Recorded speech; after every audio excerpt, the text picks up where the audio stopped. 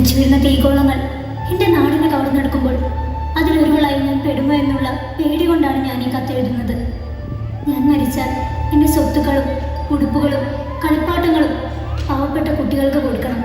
പിന്നെ എനിക്കിഷ്ടമുള്ളൊരു കുഞ്ഞുടുപ്പുണ്ട്, അതെൻ്റെ ചിന്നുവിന് കൊടുക്കണം. ഞാൻ ഈ കത്തെഴുതുമ്പോൾ പുറത്ത് പൊട്ടിത്തെറികളുടെയും വെടിവെപ്പിൻ്റെയും മരണഭീതി കൊണ്ട് ഓടുന്ന മനുഷ്യരുടെയും ശബ്ദം എന്നെ വല്ലാതെ ഇരട്ടുന്നു. എനിക്ക് ഈ കത്തെഴുതി പൂർത്തിയാക്കാൻ പറ്റുമോ അറിയില്ല.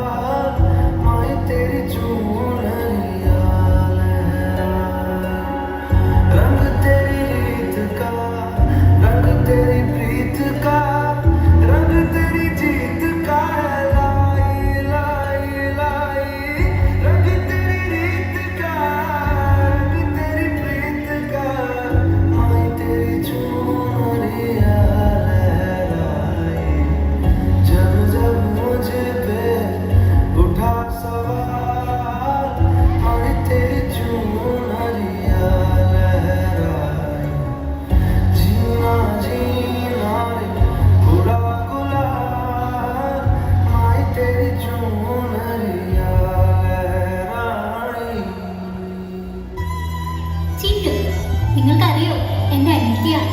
നല്ല കുറുമ്പി കൊച്ച്. എന്നെ തല്ലും മാന്തും മുടി പിടിച്ചു വലിക്കും. പക്ഷേ എനിക്കിഷ്ടാട്ടോ. ഞാനില്ലാതെ ഒരു ദിവസം പോലും അവൾ ഉറങ്ങില്ല. ഇന്നവള് അവളുടെ ചേച്ചി അന്വേഷിച്ച് നടക്കുന്നുണ്ടാവല്ലേ. അവസാനമായി അവളെന്നെ നോക്കി നിൽക്കുമ്പോൾ അവൾക്ക് അറിയില്ലായിരുന്നു അവളുടെ ചേച്ചിനെ ഒരിക്കലും ഉണരില്ലായിരുന്നു എന്ന്. ചേച്ചി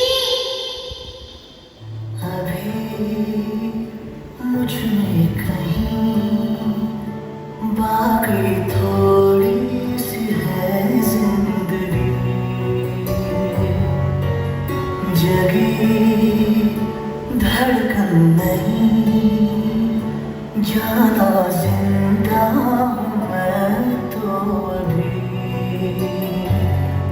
कुछ ऐसी लगन इस लम्हे में है, ये लम्हा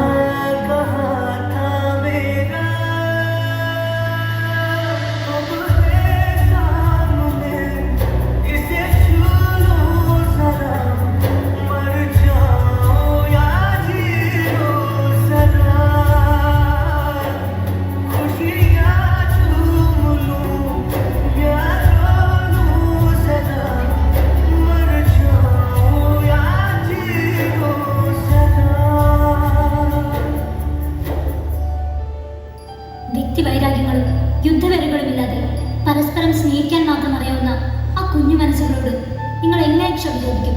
സ്നേഹം കൊണ്ട് നദികൾ ഒഴുക്കേണ്ടിടത്ത് നിങ്ങൾ രക്തം കൊണ്ട് നേർച്ചാലുകൾ ഉണ്ടാക്കി. അതിൽ നിന്ന് നിങ്ങൾ എന്ത് നേടി?